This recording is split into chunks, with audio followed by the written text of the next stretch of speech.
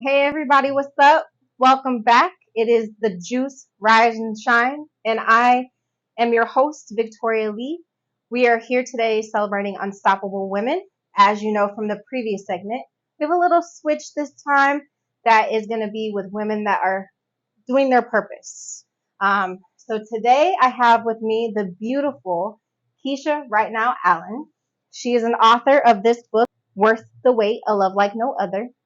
So we're going to go into her journey on what it was like to write, what it's like to be an author, what it's like to be a published author.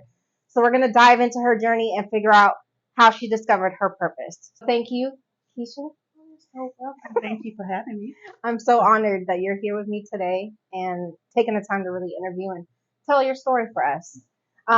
So as I introduced, you're an author, but I want to start off with giving us a little background about yourself for the people, that don't know you.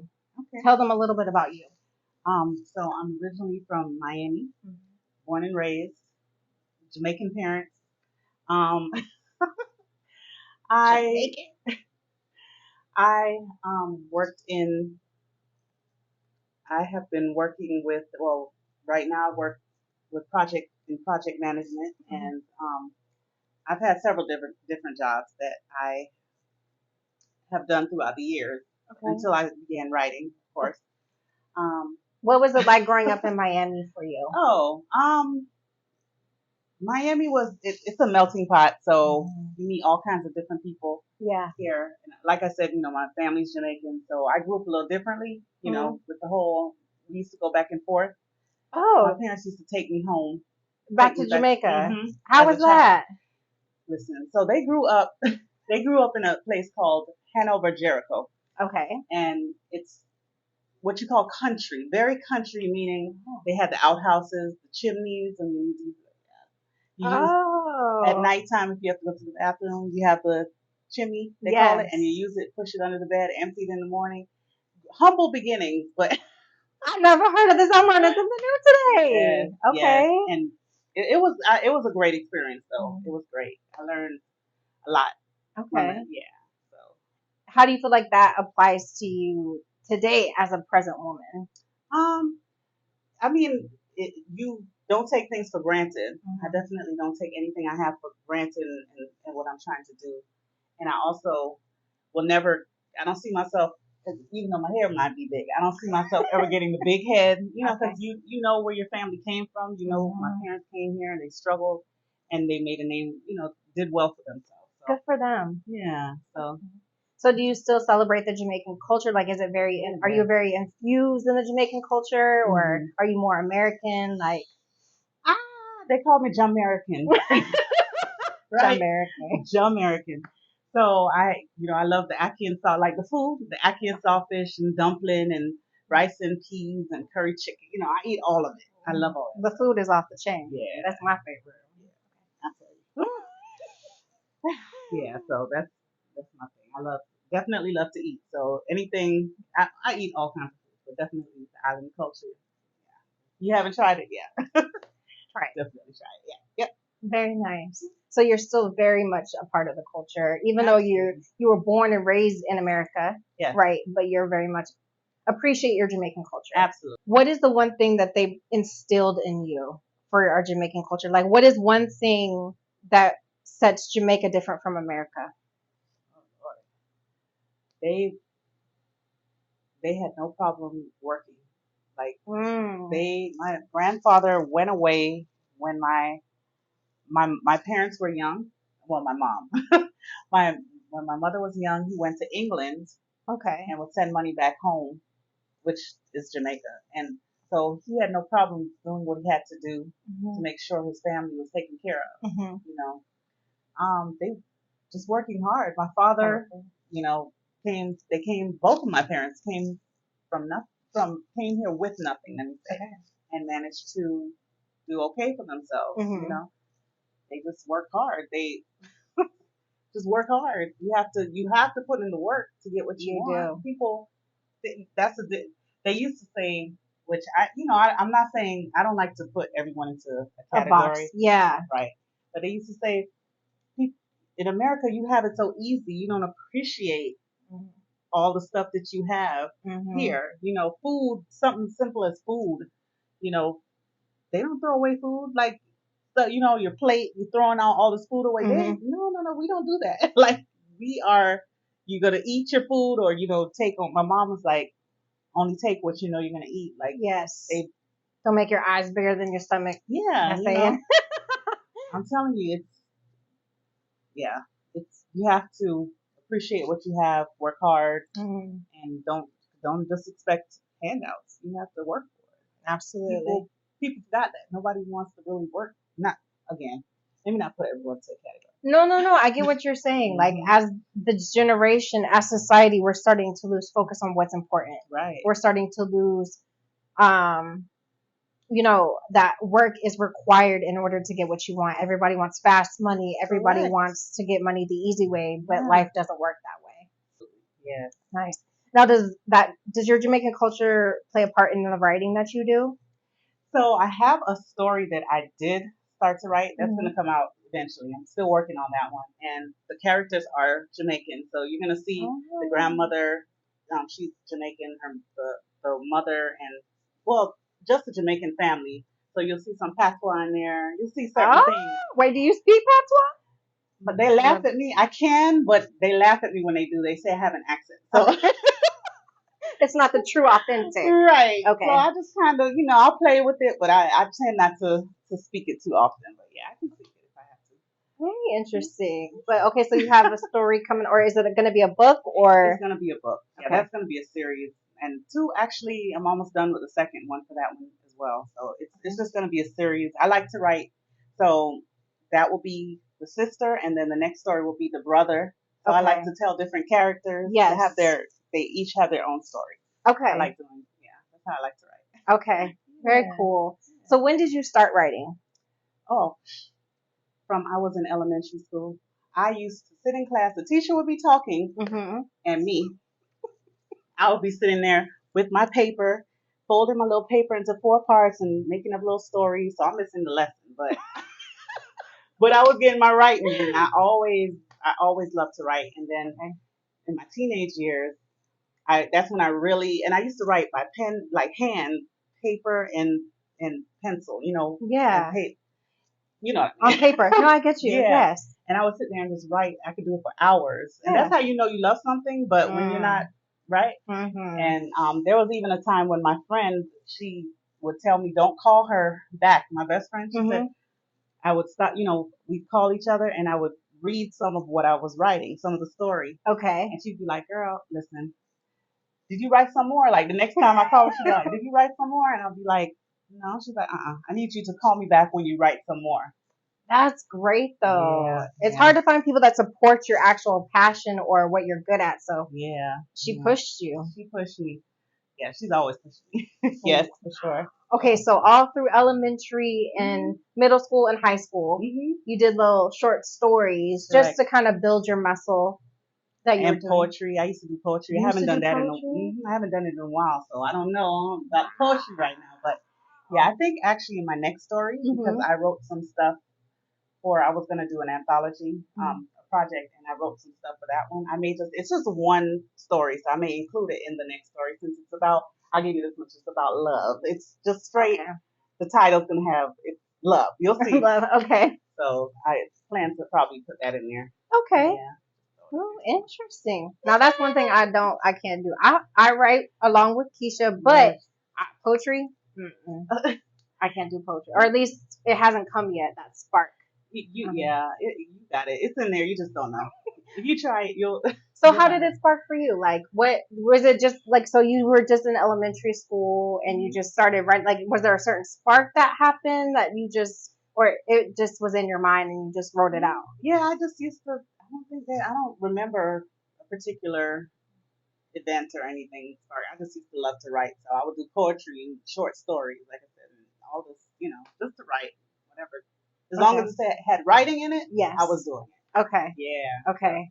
So after high school, did you end up going to college and getting like writing degree? Like, what was the next steps after high school? Listen, college dropout. Nothing wrong with that. Right.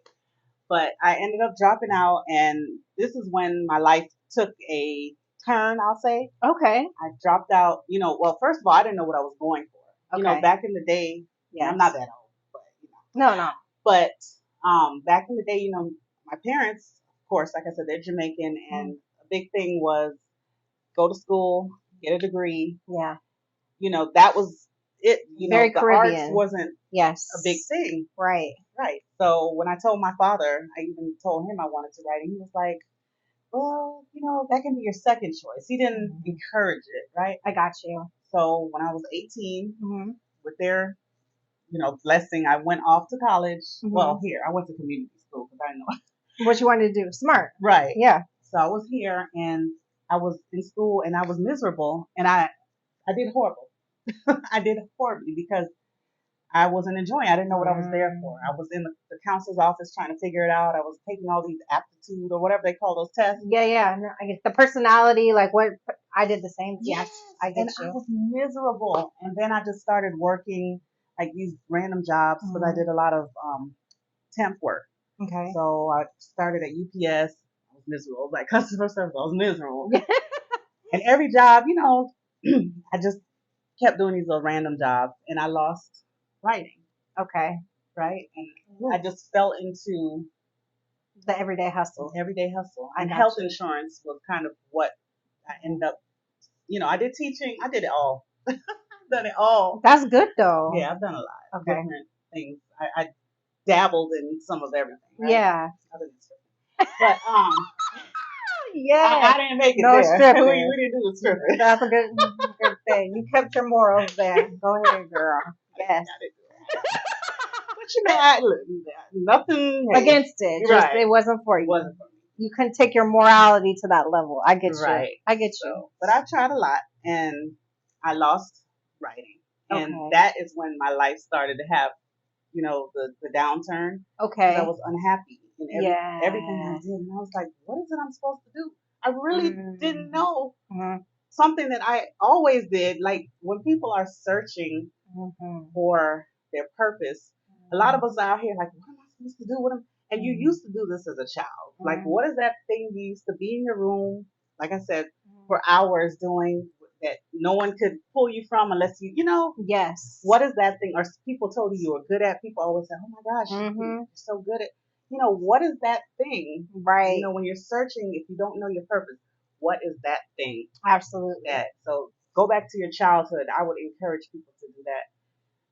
I love that you're adding that because there's so many people out here who are trying to figure out, especially I feel like the younger generation that are they're more lost than our generation, so it's kind of like they're trying to figure things out and very passionate but purpose, fed or driven. So I love that you made that comment.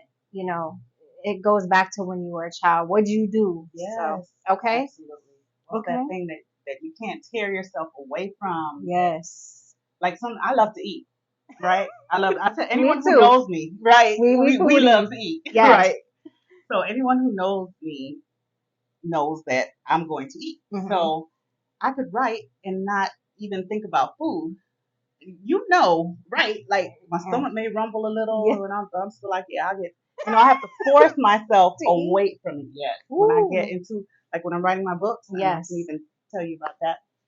But that's what happens. I get into a zone. I can sit there for 10 hours. I have to like make myself get up and go to the bathroom and take walks. You're more serious about it than I am. I couldn't do 10 hours. Yeah, I mean, I understand the getting lost in, what you love, but 10 hours. Yeah. Okay. Yeah. Okay. So you got away from writing. You drifted away from writing. When did you discover that, because you were like, what is it I'm supposed to be doing? What is my purpose?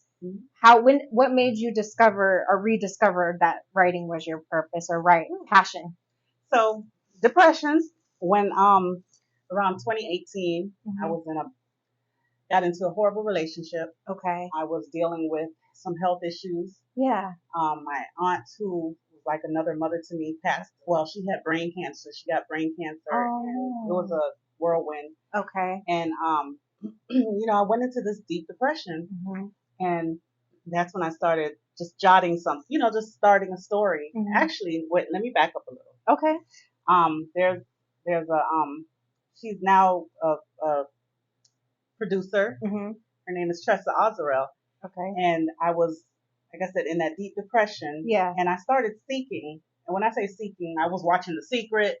You know that looking. Like, yeah. I was looking because I was so miserable. Yeah. I didn't know what I was doing. And one thing, if I'm not doing what I feel like I'm that person that has to be, again, I'm nothing from those people, for anyone that wants to work a 9 to 5 and they're okay, but I knew something was missing in my 9 to 5s, right? So yes. I was like, I'm wasting my life.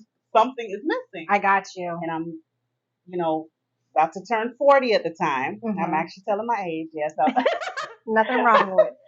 I was going to turn 40. And so anyway, so I saw, as I was doing my seeking, and I would go home, no TV. I mean, I was into it. I was journaling, doing all kinds of stuff, trying to find my purpose.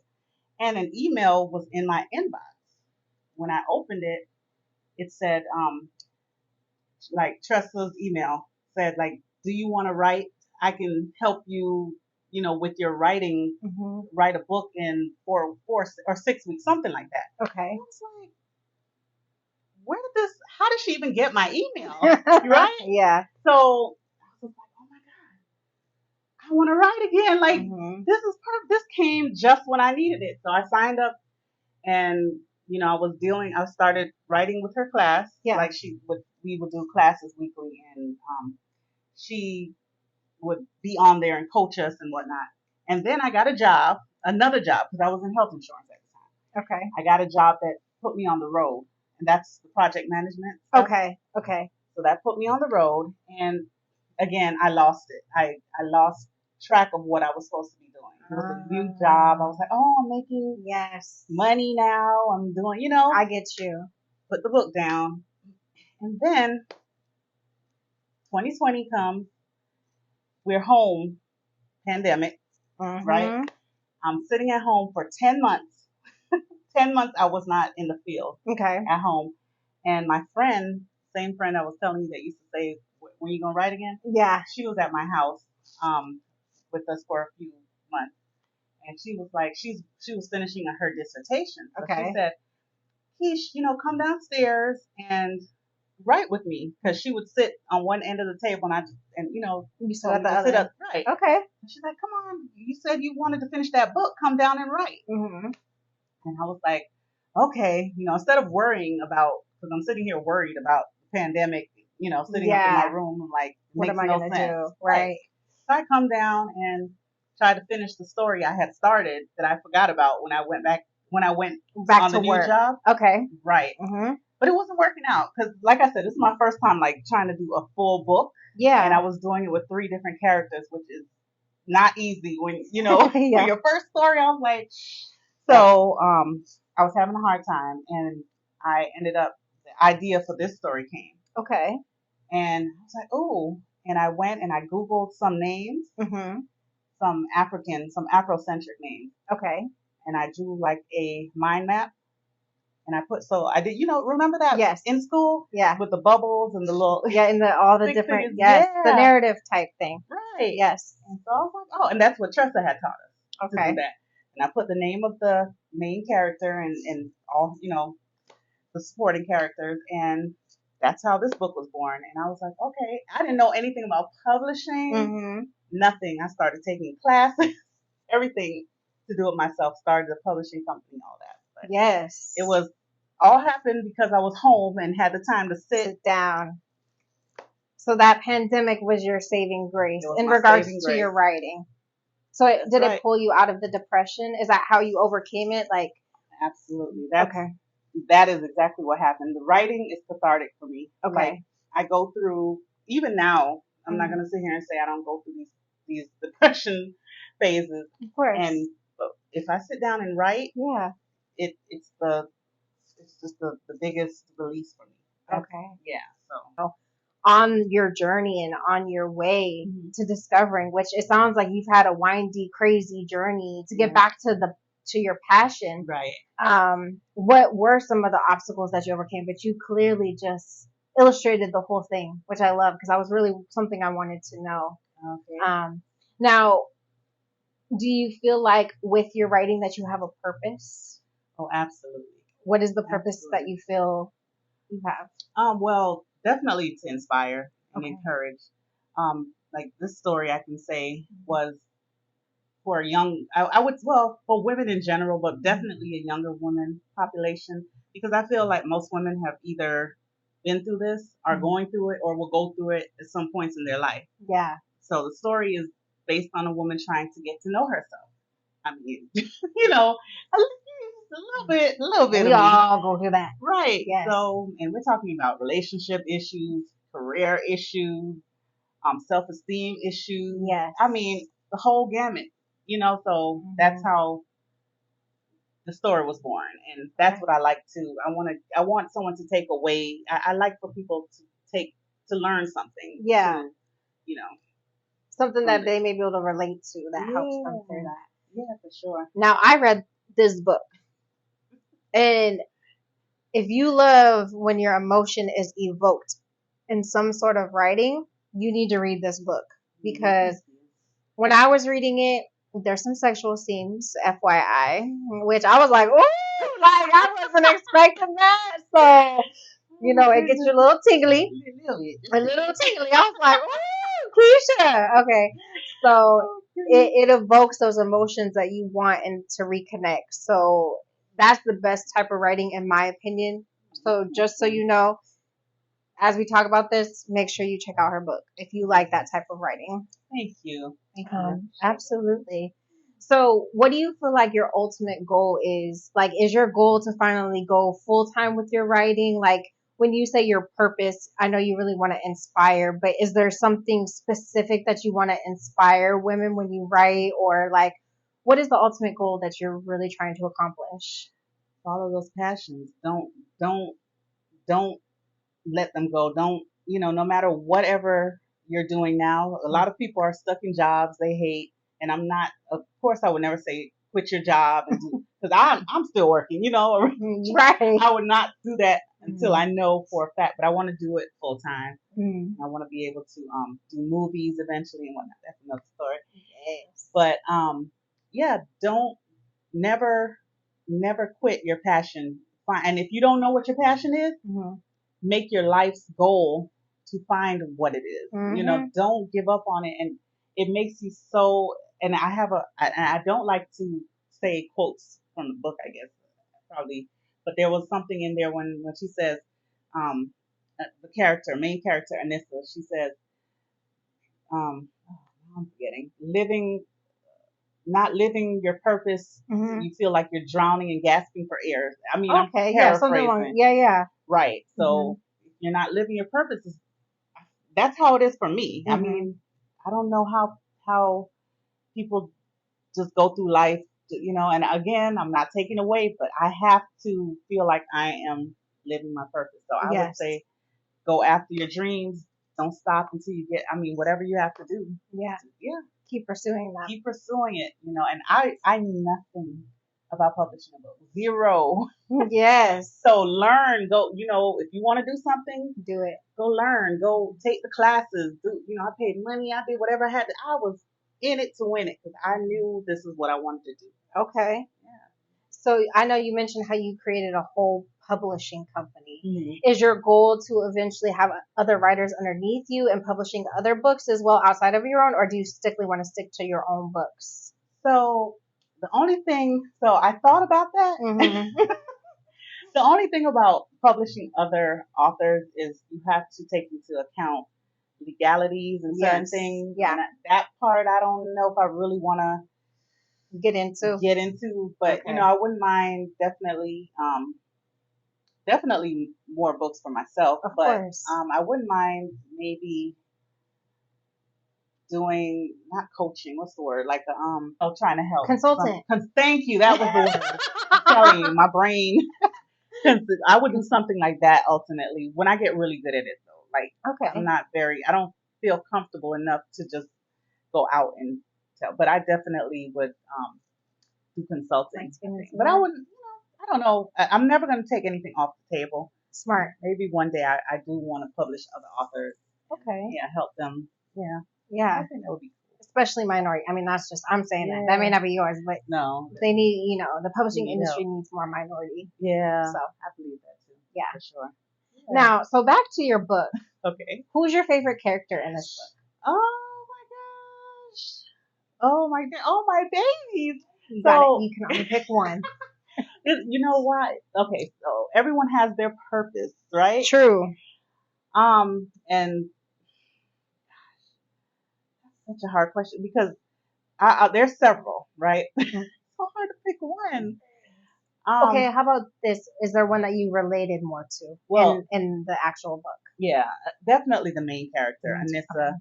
On some levels, I'm not as, she was a little overly, dramatic. Yeah, some of the stuff she did, you're like, you wanted to kind of shake her. Yes. Like I was writing a story and I wanted to shake her. I wanted to shake her when I read it. Yes. Yeah, you're like, come on, boo. Yes. But I mean, again, there are some people who definitely relate to her too. But I used to sing as well. That was another passion, and that I kind of gonna leave that one alone. Okay, so she's not gonna sing. I'm sorry, guys.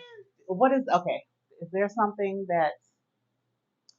Yeah, I haven't been practicing. Ready or not, here I come. You can't hide. Fugees, maybe? Oh yeah, I used to. Ooh la la la.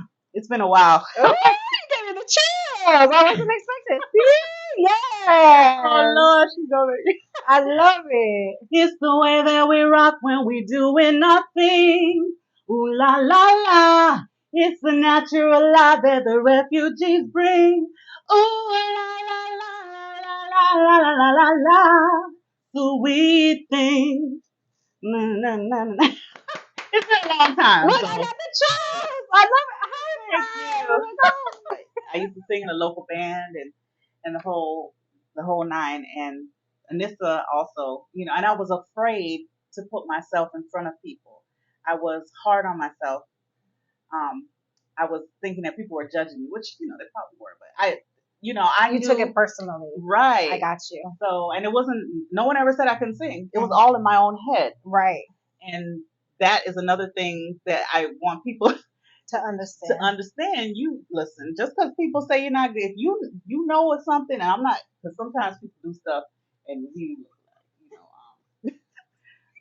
I'm not gonna tear anyone's dreams down, but sometimes you're like, you may need to find another one, but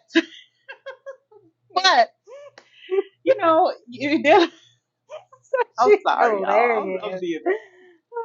No, but if there's something you want to do, despite what folks are telling you, go after it. It's your dream, your life to live. Yes. Just one life to live. Listen, do you.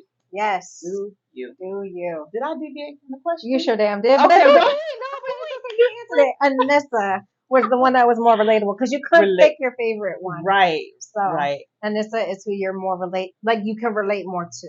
Right. In this book. I feel like Aya, her mom. Okay. I have little pieces of Aya as well. Okay. In there. She was definitely a free spirit. That's the part. Free spirit, and that is me. Okay. I'm not in all the way, not all of her ways now. Yes. Because her story, actually, the one that will be coming out later in the year. Yes. Is the mom story, and you will see she's very interesting. Yes, I can't wait. I can't wait for it to come out. Make sure you guys stay tuned for her second book. So now you wrote on here, passionate about purpose. Yes. So in your definition, would you say passion and purpose are different, or are they the same? In your definition. So, I think,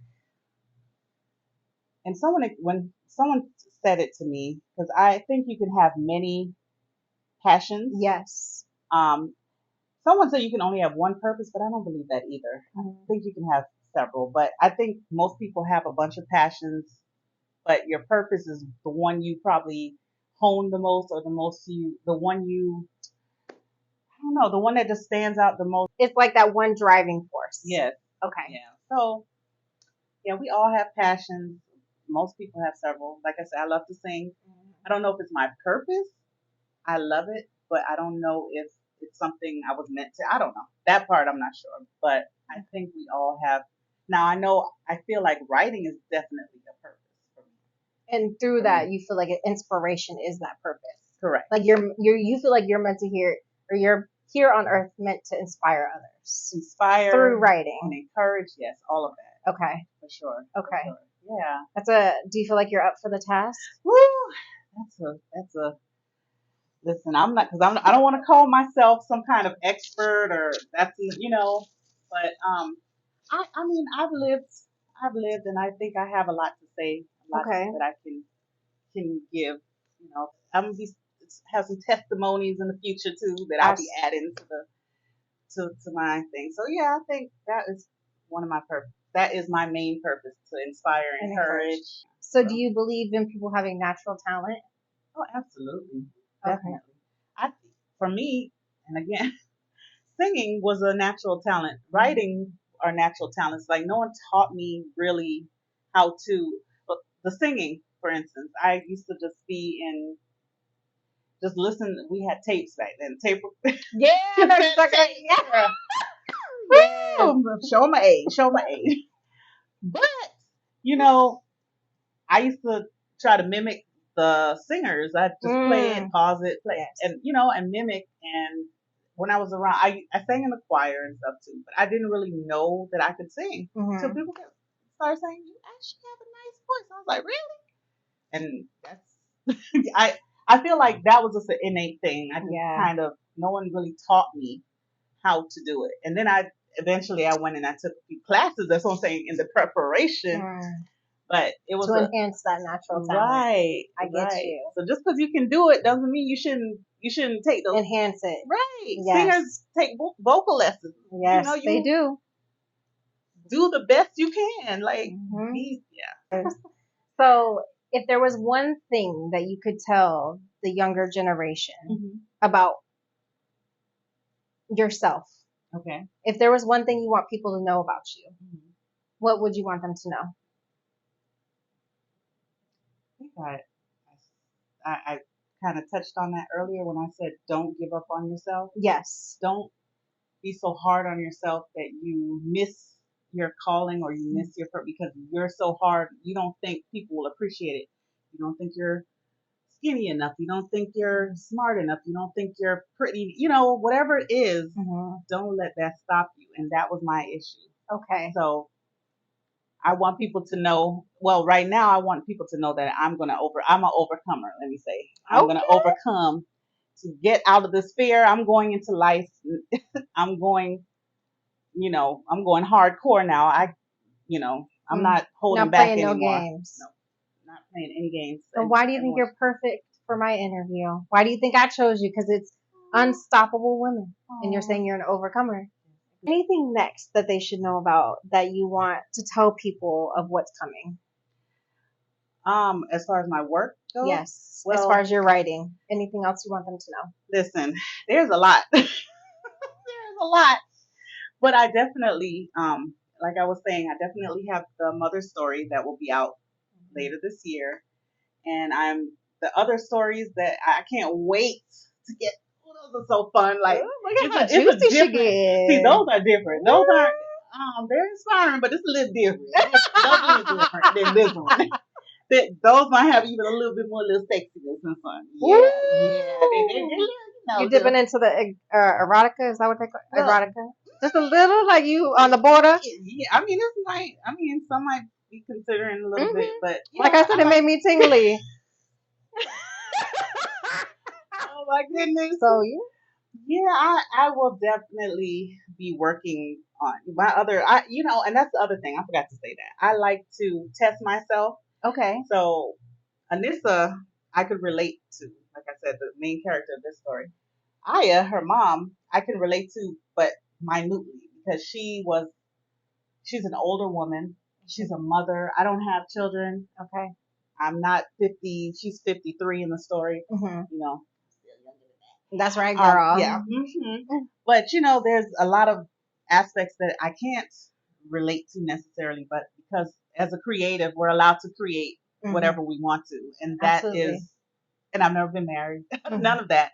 So I want, I want people to see the different sides of my writing. Like, Yes. and this one was written, the way this was written was very fast paced, very, like people that say they don't like to read, they actually can get through it because it's the easy. Chapters are smaller. Yeah. Yes, they and were it's very easier. small. Yeah. I read it all in like a week, but I read like 25 of the chapters in one night. Oh my 3 God. hours, I was just sifting through. But that's how when you say it's easy to read, Right. but it's great writing. So Thank you. yeah, so Thank I you so understand much. what you're meaning.